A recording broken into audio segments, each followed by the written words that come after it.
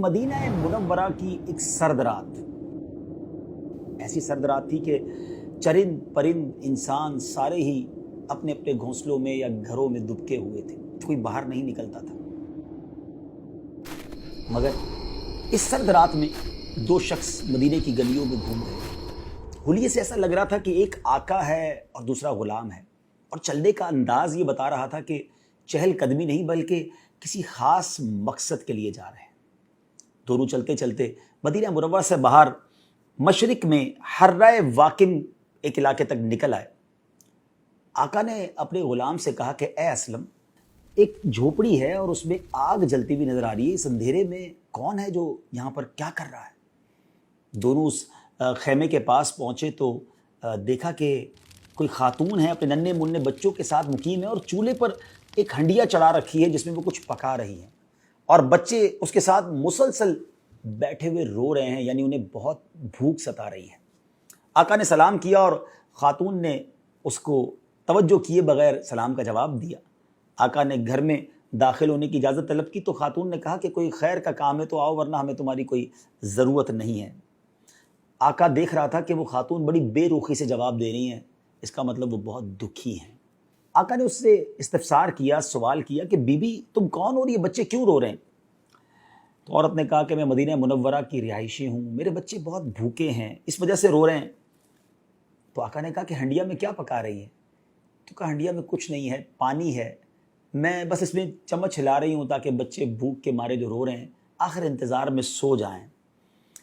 दुखियारी खातून ने अपना दुख बयान करते हुए फरमाया कि मैं एक गरीब औरत हूँ, मेरे पास इतने भी अखराजात नहीं है कि मैं अपने बच्चों को खाना खिला सकूँ, उनका दिल बहला रही हूँ, लेकिन हमारे अमीरुल मोमिनीन हैं जिनको हमारी खबर ही नहीं है, हम उनके महकूम हैं, वो हमारे हाकिम हैं, हम उनकी रियाया हैं, उनका हक बनता है कि वो हमारी खबर गिरी करें, मगर हमारा तो वक्त जैसे तैसे गुजर जाएगा, लेकिन कल बरोज़ क़यामत अमीरुल मोमिनीन और हमारे दरमियान अल्लाह अज़्ज़ा वजल फ़ैसला फरमाएगा, और यकीनन आखिरत की पकड़ बहुत सख्त है। जब आका ने उस दुखियारी औरत का दर्द सुना तो आप दीदा हो गए और दर्द भरे लहजे में कहने लगे कि ए बीबी, अल्लाह तुम पर रहम करे, तुम्हारी मुसीबतें और परेशानियां दूर फरमाए, लेकिन अमीरुल मोमिनीन को क्या मालूम तुम किस हाल में हो, उसका क्या कसूर है? तो बूढ़ी औरत ने कहा कि वो हमारा हाकिम है और हमसे गाफिल है, इसे मालूम ही नहीं कि हम किस हाल में हैं। बहरहाल आका उस दुखियारी औरत का गम सुनकर खुद भी आप दीदा हो गया, घर से बाहर आया और अपने खादिम असलम से कहा कि ए असलम जल्दी चलो। वो दोनों फिर उस सर्द रात में चलते हुए मदीना मुनव्वरा की अंदरूनी आबादी की तरफ आ गए। आका बहुत गहरी सोच में था, क्योंकि जो औरत ने हालत ज़ार बयान की थी वो उसकी आप बीती सुनकर उसके दिल पर बड़ा बोझ था। बहरहाल वो आका गल्ले के अनाज के गोडाउन के पास पहुंचा, अपने खादिम से कहा कि जल्दी जल्दी एक बोरी लो, उसमें आटा भरा गया, खजूरें डाली गईं, कुछ रकम भी डाली गई, खाने पीने का सामान भी। और जब ये पूरी बोरी तैयार हो गई तो आका ने असलम से कहा कि एक असलम, मुझे जल्दी से मेरे कांधे पर ये बोरी रख दो। असलम कहता है हुजूर, मैं आपका खादिम, आप मेरे आका, बोरी मैं उठाऊंगा। तो एक तारीखी जुमला उस आका ने कहा कि आज इस दुनिया में तो तू मेरे हिस्से का बोझ अपनी पीठ पर उठा लोगे, लेकिन मेरी तकलीफ़ क़यामत के दिन कौन बर्दाश्त करेगा जब कोई किसी का बोझ जान नहीं उठाएगी और किसी को किसी की तकलीफ़ ट्रांसफ़र नहीं की जाएगी। अब इसके बाद ये अजीब हुक्म था कि ग़ुलाम के होते हुए आका ने उस बोरी को उठाया। दोनों फिर तेज़ तेज़ चलते हुए फिर उस बुढ़िया के खेमे पे पहुँचे। अब उसने आका ने जाकर बुढ़िया की झोंपड़ी में, उस खेमे में अपनी बोरी को उतारा, खाने पीने का सामान निकाला गया, हंडिया के अंदर अब बाकायदा खाना बनने लगा। पहले तो पानी गर्म हो रहा था ना, और आका आग भी जलाता रहा, उसे फूंक भी मारता रहा, यहाँ तक कि उसकी दाढ़ी के अंदर से धुआं जो है वो निकल कर बाहर आने लगा।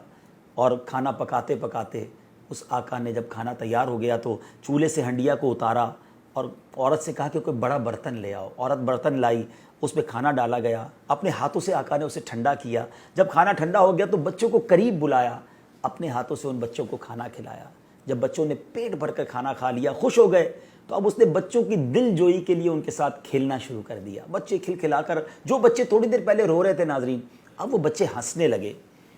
अब आका ने जब ये सब कुछ हो गया तो बकिया खाना खातून के पास छोड़ा और अपने खादिम असलम के पास सुकून के साथ आकर बैठ गया और उसके कंधे पर ऐसे हाथ रखा कि जैसे अब बहुत बड़ा बर्डन जो है, बोझ जो है वो उतर गया। وہ خاتون اس کی طرف متوجہ ہوئی اور کہنے لگی کہ تم اتنے شفیق اور رحم دل ہو، اس مصیبت کی گھڑی میں تم نے ہماری داد رسی کی ہے، بچوں کے چہروں پر مسکراہٹ کے موتی بکھیرے ہیں، میں کس منہ سے تمہارا شکریہ ادا کروں؟ اللہ ہی تمہیں اس کی بہتر جزا عطا فرمائے گا۔ حقیقت تو یہ ہے کہ تم امیر المومنین بننے کے مستحق ہو۔ تو اب اسلم دیکھ رہا تھا کہ اب اس آقا کے چہرے پہ سکون اور واضح تبدیلی نظر آ رہی تھی، ہی بیکمنگ ریلیکس، وہ اس کے چہرے پہ ریلیکس آ رہا تھا، سکون آ رہا تھا۔ اس آقا کی جگہ کوئی اور شخص ہوتا نا ناظرین تو وہ اپنی تعریف پر پھولے نہ سماتا اور جا کر لوگوں میں اپنے اس کارنامے کو بیان کرتا چوڑے سینے کے ساتھ کہ میں نے رات کے اندھیرے میں جا کے ایک بڑھیا کی یوں مدد کی ہے۔ لیکن اس آقا نے اس تعریفی کلمات پر بالکل توجہ نہ دی اور کہنے لگا کہ اے بی بی جیسا تم کہہ رہی ہو میں ایسا بالکل نہیں ہوں، اور امیر المومنین کا بننے کا حقدار یہ تو بڑی عجیب بات ہے۔ ہاں ایک بات ضرور ہے کہ جب تم کبھی امیر المومنین کے دربار میں آؤ گی تو مجھے وہاں ضرور دیکھو گی۔ پھر آقا اللہ عز و جل کا شکر ادا کر کے اپنے خادم اپنے غلام اسلم سے کہتا ہے، اے اسلم بھوک نے ان بچوں کو جگا رکھا تھا اور بھوک انہیں مسلسل رلا رہی تھی، جب میں نے ان کی یہ حالت دیکھی تو مجھے اپنے بچے یاد آ گئے۔ میں نے اپنے دل میں تہیہ کر لیا، پکا پرامس کر لیا تھا کہ جب تک ان بچوں کی بھوک کو ختم نہیں کروں گا، ان روتے چہروں پر مسکراہٹ نہیں لاؤں گا، میں جب تک چین سے نہیں بیٹھوں گا اور نہ ہی واپس اپنے گھر جاؤں گا۔ اور اللہ کا شکر ہے کہ میں اپنے مقصد میں کامیاب ہو گیا۔ ناظرین یہ آقا اور یہ غلام پھر مدینے کی گلیوں سے ہوتے ہوئے اپنے گھر واپس آ گئے۔ اب ہو سکتا ہے ایک سوال سب ناظرین کے ذہن میں ہو کہ یہ آقا تھا کون کہ جو اپنے اور غلام کے درمیان امتیاز نہیں رکھتا تھا؟ وہ کون تھا کہ جس کے دل میں پیارے آقا کی دکھیاری امت کا جذبہ کوٹ کوٹ کر بھرا ہوا تھا؟ وہ آقا کون تھا جس نے رات گئے ایک غریب و نادار عورت کے خیمے میں جا کر بچوں کے لیے کھانا بنایا؟ ایسا آقا کوئی اور نہیں، ہم سب کے آقا سیدی فاروق اعظم رضی اللہ تعالیٰ عنہ تھے۔ جی ناظرین یہ وہی ہستی ہیں جن کے بارے میں میرے آقا فرماتے ہیں کہ اگر میرے بعد کوئی نبی ہوتا تو وہ عمر ہوتا۔ حضرت عمر جو آدھی دنیا پر حکومت کرتے تھے مگر احساس ذمہ داری کا حال یہ تھا کہ مدینے کے باہر ایک خیمے میں ایک بوڑھی عورت بھوکی ہے اور اس کے بچے بھوکے ہیں، آپ بے چین ہو جاتے ہیں اور اپنے ہاتھ سے سارے کام کرتے ہیں۔